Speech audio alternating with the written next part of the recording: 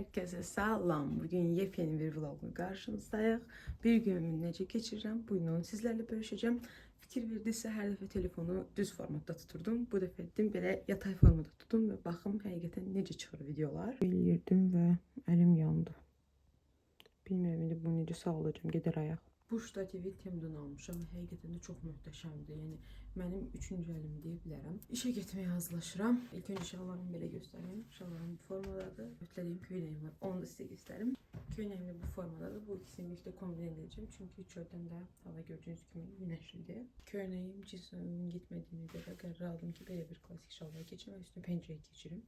Bizdə işdə məhdudiyyət yoxdur ki, bu geyimi giyin, bunu giyin və s. belə. Sadəcə biz öz istəyimizə əsasən fərqli geyimlər geyinirik. İndi işə gecikirəm.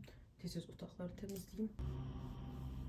Bugün səhər Kənan işə tez getdiyinə görə demək olar ki, bütün işlər boynuma qalmışdı. Əslində Kənan olanda işlərini etmək mənim üçün daha rahat olur. Çünki hər kəs bir işin ucundan yapışır və mənə görə daha tez qutarır bu işlər. Tez-tez make-upımı edirəm ki, işə gecikməyim. Siz bir bu qapatıcının belə göstərəm adını da örtücülüyünə baxın. Yəni mənə görə bu örtücülüyü çox gözəldir. Əgər daha örtücülüyü yüksək bir konsilyerlər bilirsinizsə, yorumlara yazın. Mən illərdir bu maskaradan istifadə edirəm. Yəni uc hissəsini sizə belə göstərim. Bilməm nə qədər görünür. Sizlə bərabər bunu tətbiq edəcəm. Siz də baxın fərqinə. Bir dənə fərqinə baxın. Çox gözəldir. Yəni alın, aldın. İşə gedərkən heç vaxt ağır make-up etməyi sevmirəm. Çünki bir neçə saat işdə olduqdan sonra gəlib həmin make-up təmizləyirəm və üzümdə istər-istəməz ağırlıq verir. Məlum məsələdir ki, boğa bürcləri heç vaxt özlərinə əziyyət verməyi sevmir. İki gözümə də tətbiq etdim. Nəticəsi çox gözəldir. İndi konsilerin digər bir variantı var. Məndə L'Oreal'ın. İndi onu tətbiq edəcəyik. Əslində bu konsileri bir o qədər çox sevmirəm. Niyəsə sizə belə izah edeyim. Bu başlıq hissəsi belə göstərim. Daha çox mənə görə, yəni bu məhsulu udur. Amma digəri mənə görə bir o qədər elə deyil. İlk dəfə makiyaj etməyə başlayanda 17 yaşım var idi. Hansı ki 17 yaşında necə make-up edəcəyimi heç bilmirdim. Ona görə də özüm üçün dodaq karandaşı, blesk və s. almışdım və özümü bunu öyrəşdirməyə çalışdırırdım.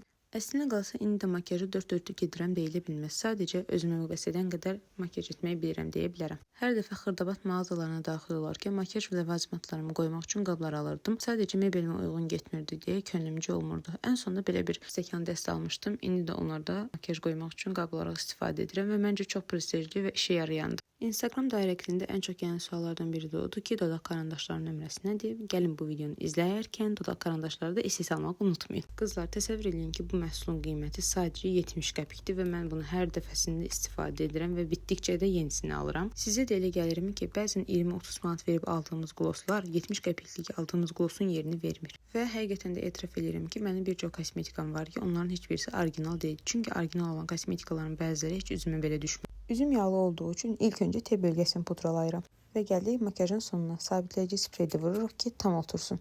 Təbii ki də olmazsa olmazım ətrimi də vururam. Bəzən reklama o qədər gözəl məhsullar göndərirlər ki, həqiqətən onları istifadə etməyə belə qıymıram. Yalandan deməyəcəm ki, mən təkcə qızılları taxıram. Xeyr, mən sadə aksesuarları da çox sevirəm. Əslində geyinə biləcəyim iki pencəyim var. Birincisi budur.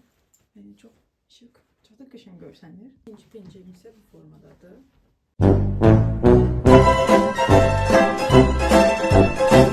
Çantam taxdığım zaman bir o qədər də bir şey bilinmir. Yəni bu formada qoysam. Burada lookumu çox bəyənmişdim, amma ki dəyişməyi də istəmirdim. Ona görə təsəlli edirəm. Siz bir mənim corablarımın şirinliyinə baxın. Məhləyə düşmüşkən bu gözəlliyi sizinlə bölüşməyə bilməzdim. Siz bir bu ahəngdarlığa baxın. Sonra da deyirlər ki, niyə yaz yayı sevirik? Cəmaət səhər-səhər yola çıxanda insanlarla görüşür, mən daha qoyunlarla görüşürəm. Maşınlarda heç vaxt arxada oturmağı sevmirəm, amma ki oturduğum zaman da pəncərə tərəfdə oturmağı daha çox sevirəm deyə bilərəm.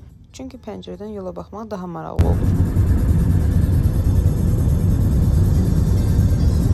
Sonunda gəlib çatıram iş yerimə. Mənim əsas işim SMM və reklam çəkilişləri olduğuna görə gəlirəm ilk öncə uşaqların çəkilişini etmək.